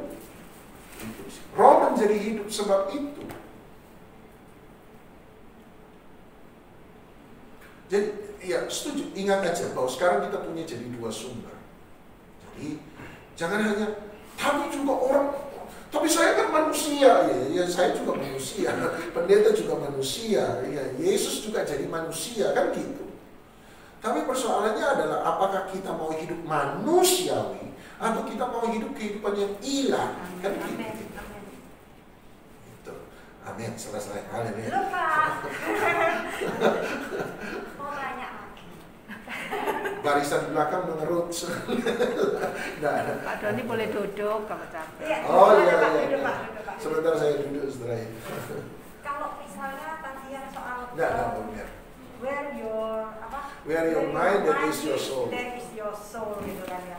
Nah, untuk kita butuh fokus pada mind itu kan juga butuh tubuh yang sehat ya. Kalau capek kan nggak bisa fokus Pak ya kan. Kembali lagi sama seperti pertanyaan tadi, tubuh akan selalu bisa mempengaruhi. Tubuh akan selalu bisa mempengaruhi. Tetapi pertanyaan, apakah Yesus ketika menderita tidak bisa berdoa? Ya ternyata kan bisa. Jadi tubuh akan selalu mempengaruhi. Tetapi kemudian waktu tubuh mempengaruhi kecondongan, kecenderungan jiwa. Makanya kan selalu ada istilah di Perjanjian Lama, sendengkanlah telingamu. Sendengkan kan berarti mendekat. Anda telinga ini mendekat kemana? Gitu. Mau dekat kemana? Dekat ke dunia atau mau dekat ke alam roh, yaitu Roh Kudus, Roh Allah. Mau dekatnya kemana? Gitu. Sebab kalau nggak bisa dekat ke situ, ya nggak bisa. Sebab kadang-kadang, tadi kan Pak Doni bilang, kalau kita, Tuhan itu nggak lihat tuh, apa yang keluar dari mulut kita, dia lihat pikiran kita terlebih dahulu. Tapi kadang-kadang ya Pak, pikiran ini kan bisa kayak kebuk gitu ya, bro gitu ya. Tapi kan kita mau fokuskan kepada yang roh, jadi kita mengucapkan doa yang maunya roh gitu kan.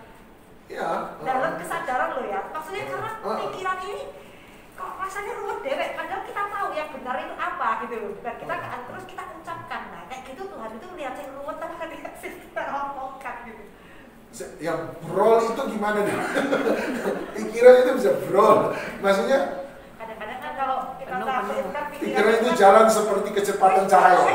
Iya wes, nggak tahu ya, saya juga nggak ngerti apa kadang-kadang baca terlalu banyak jadi terlalu ruwet juga, nggak tahu juga. Tapi artinya gini, pikiran itu diterjemahkan dalam perkataan sekalipun dia mengerti.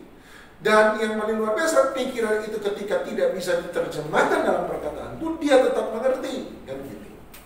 Jadi kamu mau bicara, iya Tuhan ngerti. Kamu tidak mau bicara cuma brol. Tadi brol. Secepat kecepatan cahaya.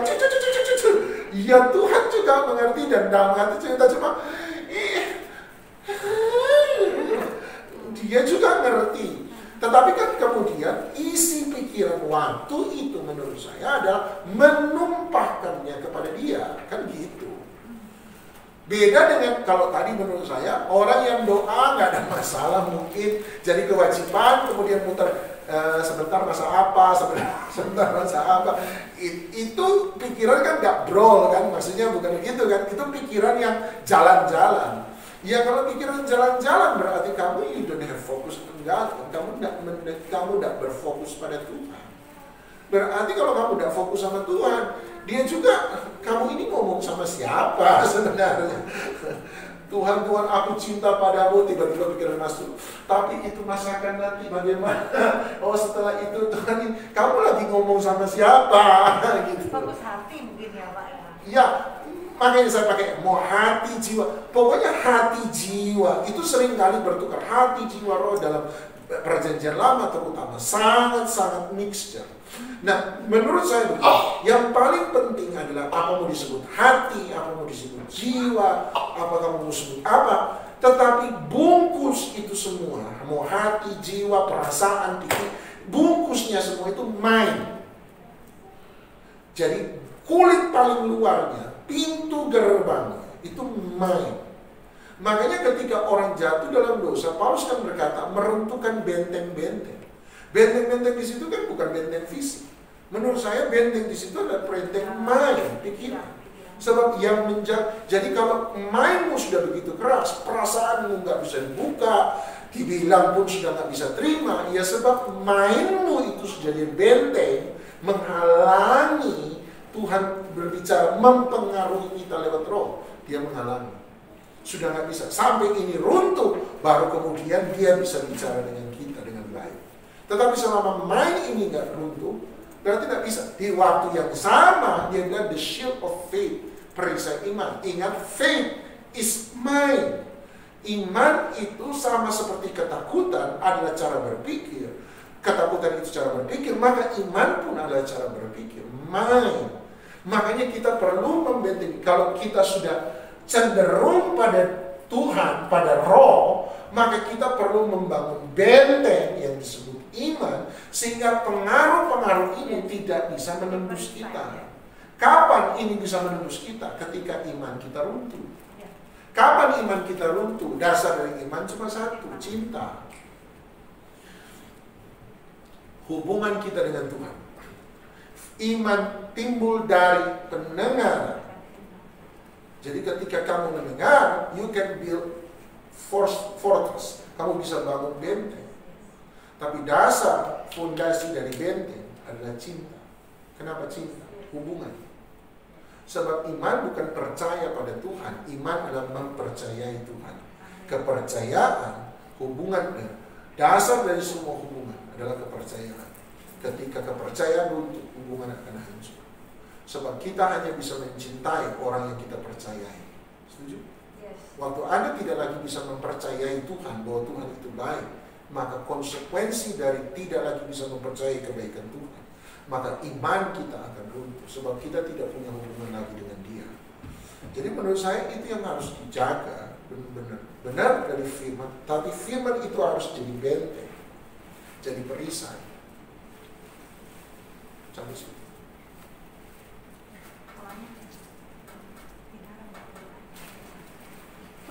Segala sesuatu yang masuk pikiran itu kan jendela masuknya dari mata juga, apa yang kita lihat, apa yang kita dengar dengan telinga. Nah itu misal maaf kata orang yang buta dan orang yang tuli, bukan berarti mereka tidak bisa masuk gitu Pak pikiran. Buta yang sukar adalah ketika kita butuh yang namanya. Kita butuh yang namanya medium. Saya setuju bahwa 5 gerbang tubuh, 5 indera tubuh akan menjadi pintu masuk untuk pada pikiran kita. Tetapi ketika orang tuli, orang buta, atau orang yang tidak bisa, anak-anak yang kelainan, itu akan lebih sulit. Sebab kita tidak punya media untuk menyampaikan kepada mereka. Kita tidak punya media. Nah, menurut saya terpaksa kita harus punya media yang lain untuk menjembatani kasih Allah kepada mereka. Salah satu mujizat yang saya paling suka yang dilakukan oleh Yesus adalah mujizat Tuhan Yesus menyembuhkan orang kusta di Markus 1. Itu salah satu mujizat yang saya paling suka. Kenapa? Sebab dalam Markus pasal 1, dia ketika menyembuhkan orang kusta, kita tahu dari cerita Injil bahwa Yesus bisa menyembuhkan orang kusta jadi jauh. Sebab ada 10 orang kusta datang, Tuhan Yesus mereka berkata, "Guru, ucapkan satu patah kata saja, maka kami akan sembuh." Tuhan Yesus berkata, "Perlihatkan dirimu kepada para imam." Kemudian mereka sembuh. Jadi Yesus bisa menyembuhkan orang kusta tanpa perlu menyentuh orang kusta. Yang menarik di Markus 1, ketika dia menyembuhkan orang kusta yang pertama, dan dalam catatan Injil, orang kusta yang pertama kali dia sentuh, Alkitab berkata, "And he touched him." Dan dia menjamah orang kusta itu. Nah, ada satu pendeta berkata, kata menjamah di sana kemungkinan besar bukan menumpangkan tangan dalam arti begini. Tetapi kata menjamah, sebab kata menumpangkan tangan bisa ditulis menumpangkan tangan. Kita temukan itu di Yakobus. Kita ditemukan di 1-2 peristiwa Yesus menyembuhkan orang sakit. Tetapi kata menjamah di situ kemungkinan besar Yesus memeluk orang kusta itu. Nah, pertanyaannya adalah kenapa dia harus memeluk? Dia bisa sembuhkan dari jauh. Kenapa dia harus mendatangi dan memeluk orang kusta itu? Jawabannya adalah begini. Sebab kebutuhan terbesar orang kusta bukanlah rasa sakitnya. Kebutuhan terbesar orang kusta adalah keterasingannya.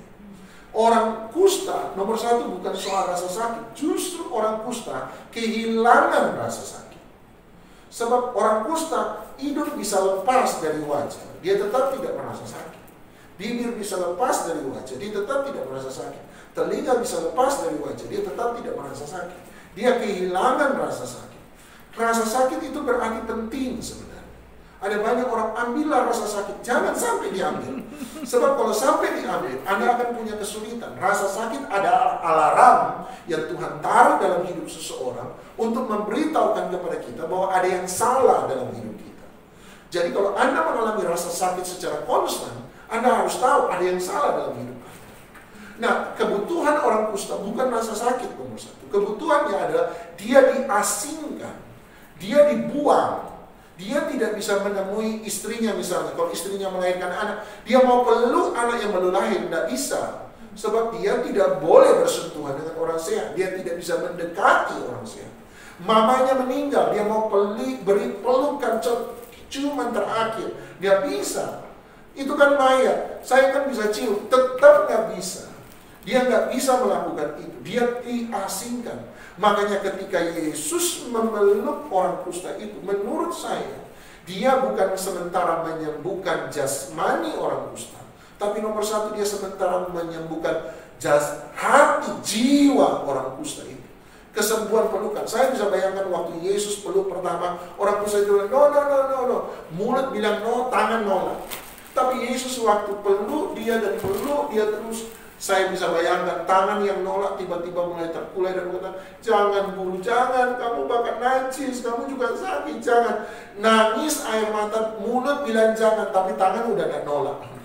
Lama-lama, jangan, bisa-bisa tiba-tiba dia ikut peluk, jangan Yesus, jangan. Sebab dia membutuhkan itu. Dan dalam kesembuhan jiwanya itu, kesembuhan pelukan, kasih itu, dia menemukan kesembuhan jasmani. Baru dia merasakan hangatnya.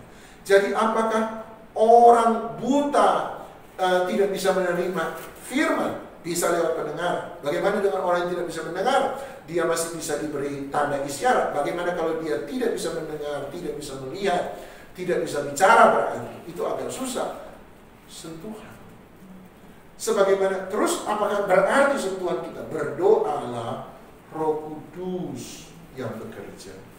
Sebab kita percaya satu hal, bahwa dia bukan hanya punya tubuh yang kelihatan, tapi dia punya tubuh yang tidak kelihatan. Di mana Roh Kudus bisa bekerja lewat roh manusia, menyentuh jiwa manusia. Jadi buat saya, berdoa dalam sentuhan kita ada kuasa supranatural yang benar-benar ketika kita alirkan. Walaupun dia tidak bisa mendengar, dia tidak bisa melihat, tapi dia bisa merasakan di hati sesuatu yang terjadi. Hangatnya penerimaan, hangatnya pelukan. Berdoa sungguh-sungguh. Apakah selalu akan terjadi, saya tidak tahu. Tapi saya berdoa waktu Anda lakukan dengan kuasa Allah dan kehendak Allah, ada sesuatu yang dia bisa terima. Bagaimana kita bisa menjelaskan lebih jauh? Mungkin tidak bisa. Tapi saya percaya Roh Kudus sudah sementara bekerja. Biarkan aja kehidupan rohaninya akan begitu, ya. Tapi paling tidak dia merasakan kasih Allah dan dia menerima kasih Allah. Itu jawaban dari saya. Ya, Tadi sedikit maksud saya itu apa yang masuk dari mata, yang dari telinga, yang mencemari pikiran maksud saya. Jadi kalau misalnya orang-orang yang buta dan tuli, apa enggak pernah punya pikiran yang enggak murni? Buat saya, walaupun dia tidak melihat, dia tidak mendengar, persoalannya dia akan mengalami penyiksaan jiwa. Kenapa saya tidak bisa berinteraksi? Bagaimana dengan sentuhan-sentuhan yang dia tidak ketahui? Gini, coba Anda kan biasa ada permainan game itu, ada satu kotak tertutup, di dalamnya kemudian dikasih barang yang orang itu tidak tahu, disuruh masukin tangan gitu kan, kemudian sengaja dikasih yang lengket-lengket atau apalah gitu, dan waktu bilang ini justru waktu tidak bisa melihat, bukankah itu menjadi sangat menakutkan? Kita kan nggak tahu, dia tidak melihat. Kalau dia lihat, dia justru tidak akan takut. Tapi waktu dia tidak bisa lihat, itu justru akan menakutkan dia. Kita kan tidak tahu apa yang bergerak dalam hati di dalamnya, kita tidak pernah tahu. Tidak tercemari, ya. Tetapi pikirannya selama tidak punya sumber yang lain untuk menjelaskan, dia juga akan, dia tidak gampang loh. Menjelaskan itu tidak akan gampang. Makanya peristiwa Helen Keller kan ada peristiwa yang luar biasa. Orang yang buta jadi 3 cacat kan Helen Keller. Karena dia buta, dia tuli, dia tidak bisa bicara, bisu. Yang diajarkan oleh gurunya adalah lewat sentuhan. Kasih pegang air. Dan Helen Keller ketika pegang air, Helen Keller kan kalau cerita sejarahnya, jadi anak yang sangat kasar.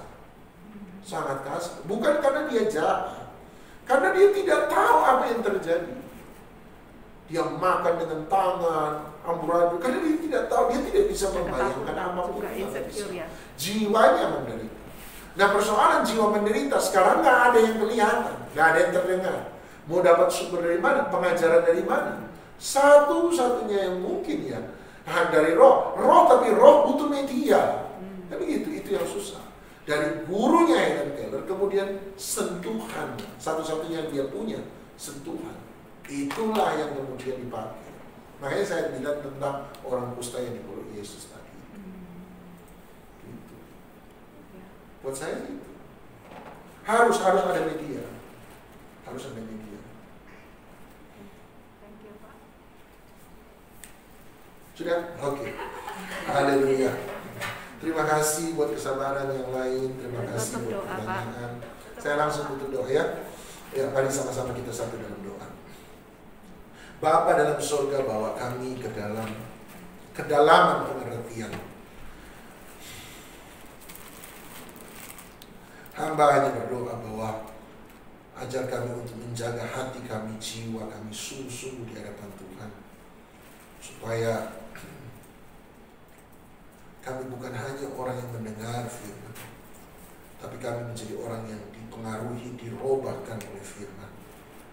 Dan ketika kami mencondongkan hati kami, jiwa kami, roh kami kepada Engkau, maka kami akan menemukan bahwa kami punya kekuatan untuk menghadapi segala sesuatu yang kami alami di tengah-tengah dunia yang kelihatan. Hamba berdoa, biarlah kami mampu untuk menjaga hati kami, benar-benar jaga jiwa kami, pikiran kami, supaya apapun yang dilakukan dan dilepaskan oleh setan ataupun dunia, cara berpikir yang salah, kami bisa menahannya, kami bisa menangkisnya, kami bisa menjauhkan daripada kami semua, supaya ketika hidup kami mengalami kesulitan, kami tidak bersungut-sungut. Ketika kami melihat persaingan, kami tidak menjadi iri hati, marah dan benci, tapi kami menjaga hati kami benar-benar dekat dengan Tuhan. Bukan mengingat-ingat terus kesalahan orang, bukan mengingat-ingat terus perlakuan orang, tetapi our mind, cara berpikir kami arahkan kepada Kristus. Hanya ketika pikiran ini dirobahkan, Roma 12 ayat 2, maka kami bisa melakukan Roma 12 ayat 1, mempersembahkan tubuh kami sebagai persembahan yang hidup. Sebab yang mengendalikan tubuh adalah jiwa. Oleh sebab itu bawa kami pada kedalaman rohani, supaya kami tidak lagi jadi orang yang mudah benci, tidak bisa mengampuni, bukan lagi jadi orang yang mudah sakit hati, kecewa, mudah orang yang jadi iri hati, tapi kami menjadi orang yang mengampuni, orang yang mengucap syukur, orang yang bisa berbahagia dengan keberhasilan orang lain. Kami hamba berdoa, biar kami punya the mind of Christ, pikiran Kristus, bukan pikiran kami manusiawi dari jiwa kami sendiri, bukan pikiran dari dunia, tetapi pikiran dari Kristus, pikiran dari Roh. Dalam nama Yesus hamba berdoa, berkati setiap hidup nikah kami, keluarga kami, masa depan kami, pekerjaan kami, pelayanan kami, segala sesuatu yang kami kerjakan, lakukan, pertemanan kami, mempermuliakan Tuhan. Mari kita bangkit berdiri. Terimalah segala berkat daripada Allah Bapa, cinta, kasih sayang, dan syafaat daripada Tuhan Yesus Kristus, persekutuan, penghiburan, kekuatan, sukacita, damai sejahtera, kemenangan, hikmat, wahyu, urapan daripada Roh Kudus menyertai setiap kita mulai daripada siang hari ini sampai selama-lamanya. Di dalam nama Tuhan Yesus Kristus kami sudah berdoa. Setiap kita yang dilawat diberkati Tuhan, sama-sama kita katakan amin, amin, amin. Terima kasih buat